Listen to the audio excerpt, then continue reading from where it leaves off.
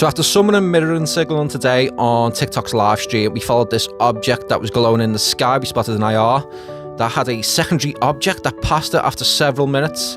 Here's the footage here. You can see the top portion as the object passes by.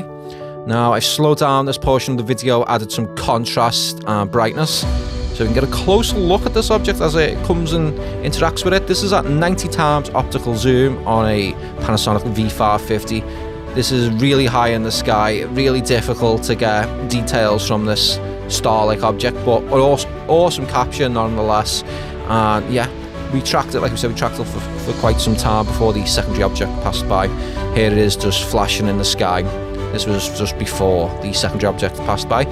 We spotted it in IR. IR is at the bottom portion, is typically where I spot these objects and then I zoom in on them on a dual optic setup. Guys, if you enjoyed the video, please drop a follow, like, and all that good stuff. Take it easy. Bye.